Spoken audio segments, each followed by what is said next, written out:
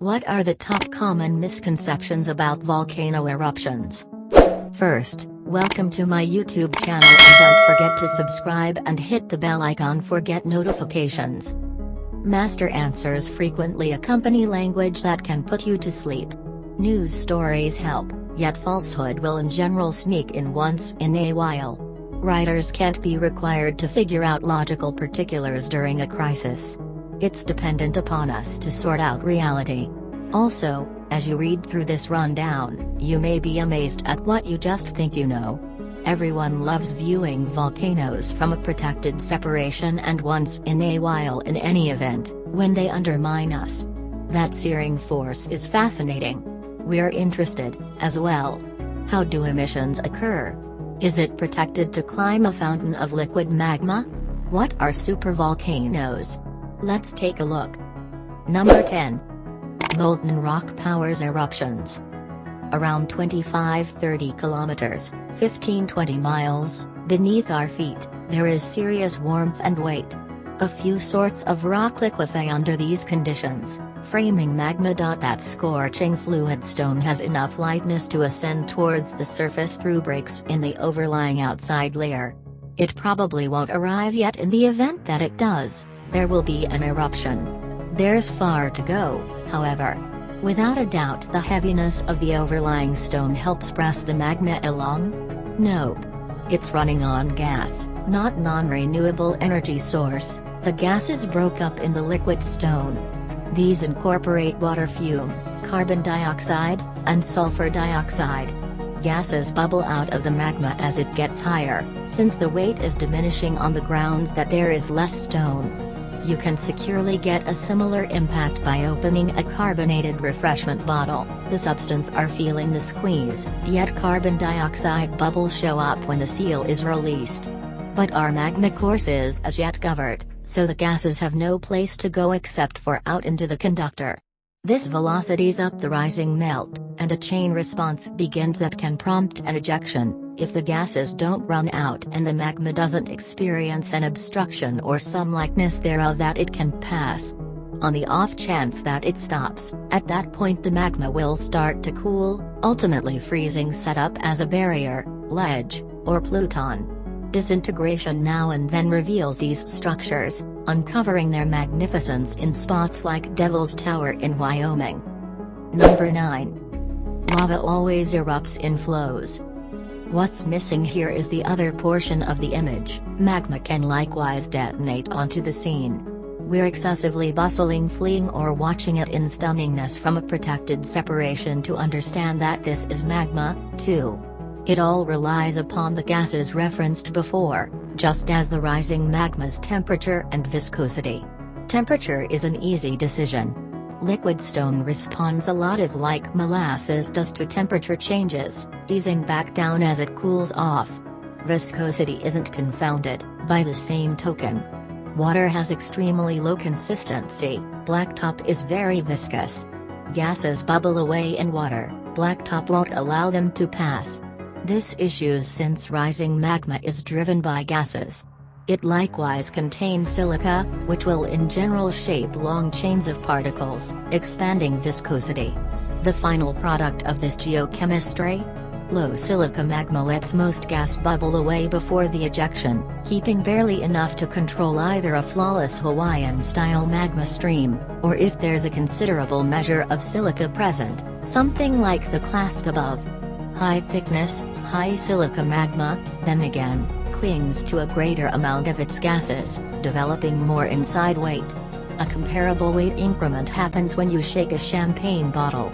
Either way, the air pockets have no place to go until you open up that bottle or the fountain of liquid magma's stone gives way. At that point, boom.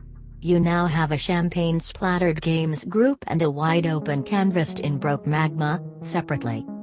Number 8. Volcanoes erupt smoke. In reality, the strong material in that amazing tuft is rock and normal glass. Don't trust it? Ask Mexico's Popocatépetl volcano.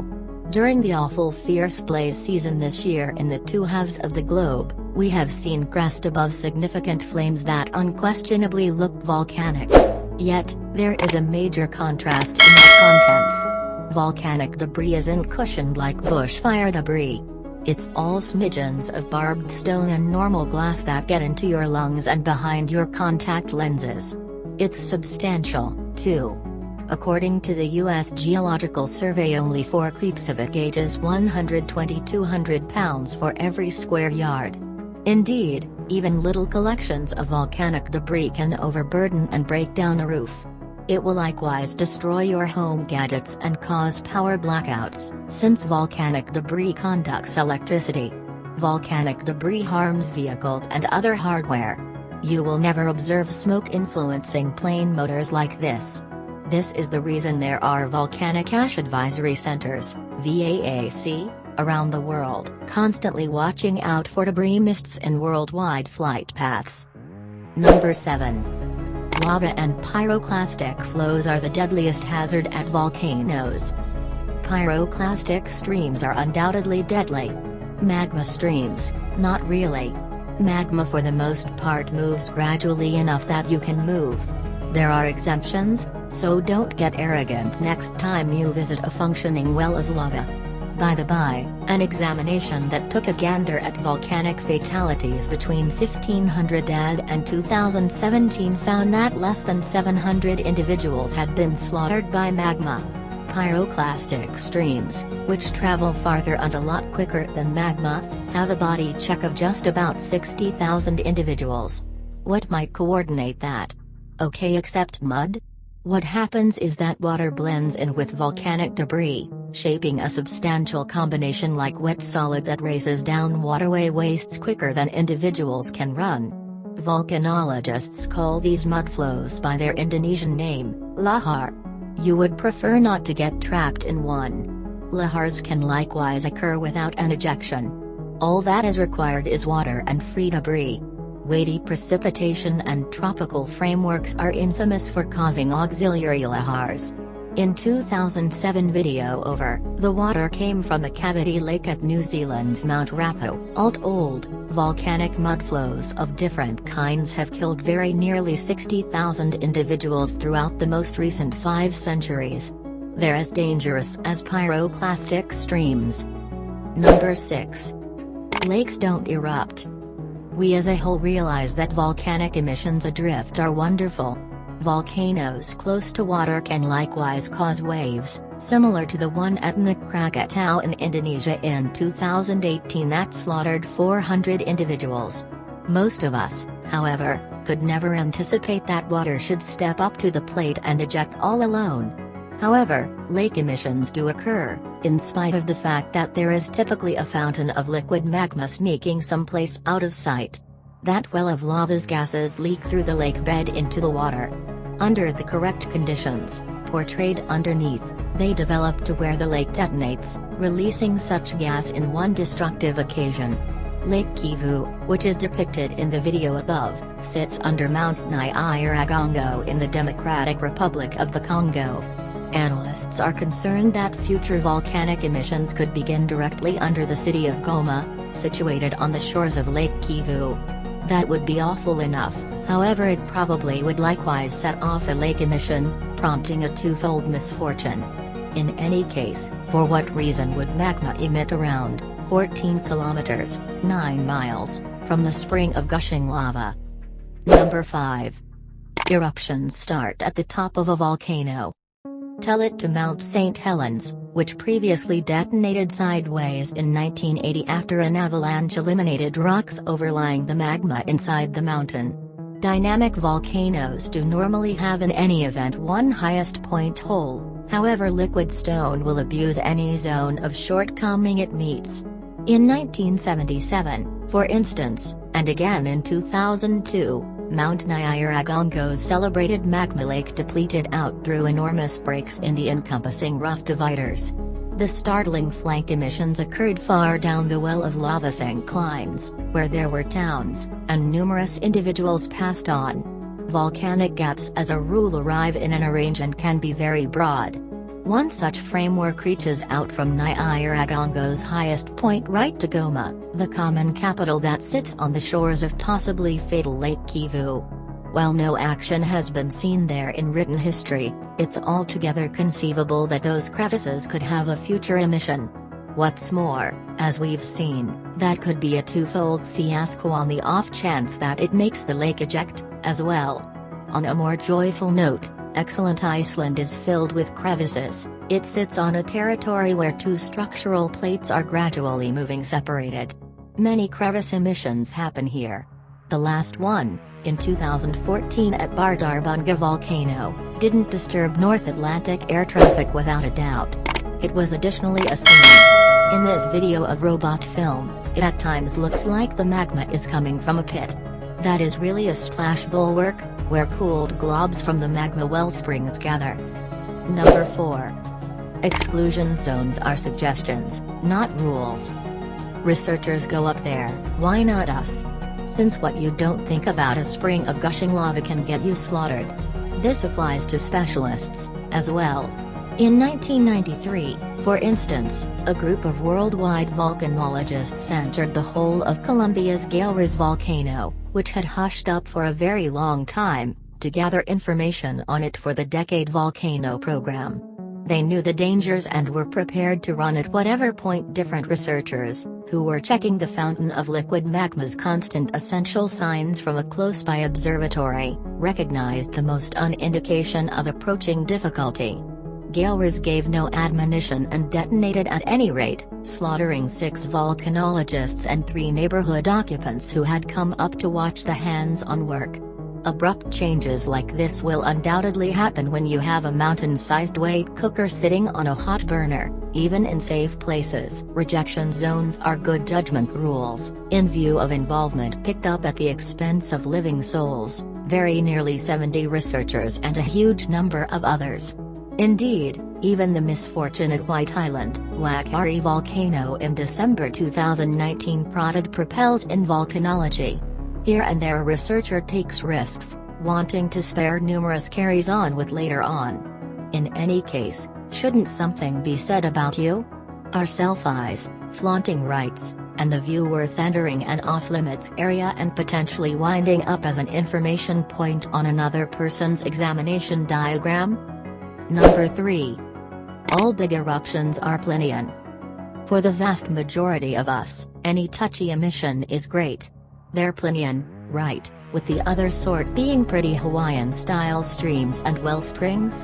In reality, the Volcanic Explosivity Index, VEI, begins with Hawaiian ejections at 0 and stirs its way up to VEIGHT, a supereruption. En route are a couple of halfway evaluations and 4 diverse Plinian types. Pictures merit 1,000 words, so how about we take a gander at 2 unstable ejections? The clasp above is Tal volcano in January 2020, which positively was a major and startling occasion.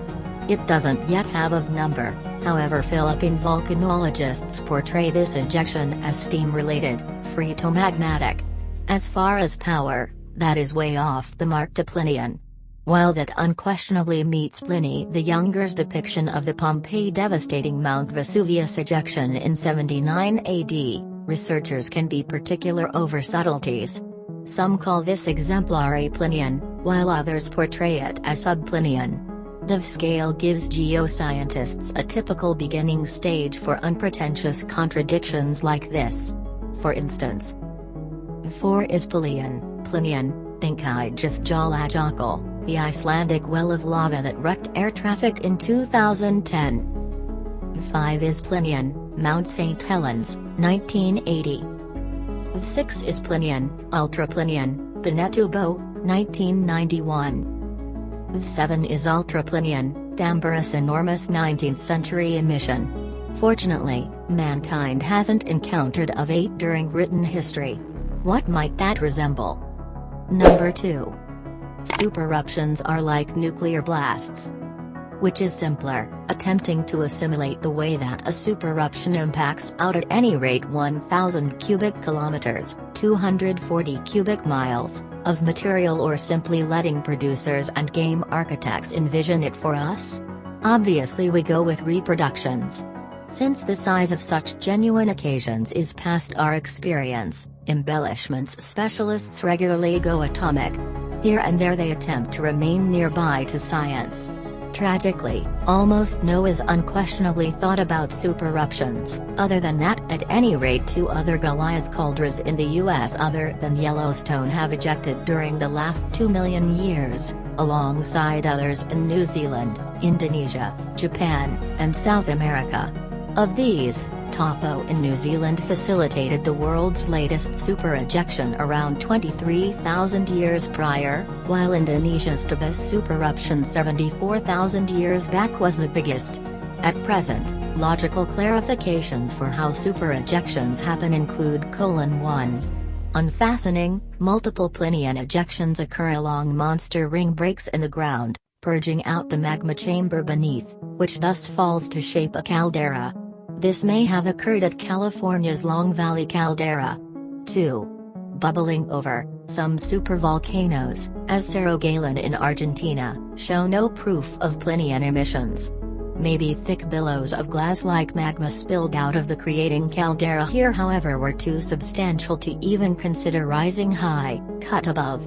We'll never truly know how supereruptions occur until we experience one. How about we trust we endure it? Number 1. Any supervolcano eruption means the end of the world.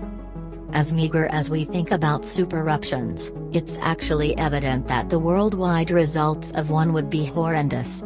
Yet, this doesn't imply that we should all frenzy if the Yellowstone Volcano Observatory, or its comparable at some other superfountain of liquid magma, ever posts an admonition.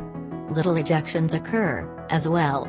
Truth be told, specialists note that Yellowstone's most probable next round will either be an aqueous impact, a steam blast sufficiently enormous to throw shakes around, or a magma stream. Generally, little aqueous blasts are regular at Yellowstone, happening each a few years.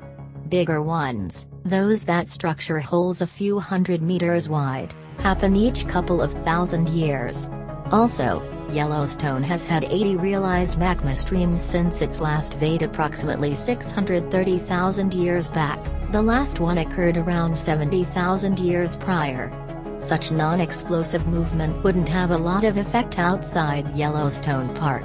Could researchers checking Yellowstone tell whether a looming ejection would have been little or supersized? Indeed, presumably. In light of the gigantic volume of magma progressing, a supereruption is likely to have huge forerunners, those adjustments in seismicity, ground disfigurement, science, and different estimations that signal impending changes in any spring of gushing lava's conduct. Regardless of whether a supereruption occurred, it probably won't be a termination-level occasion. Something too large to fit on of scale. Presently, that would be an issue.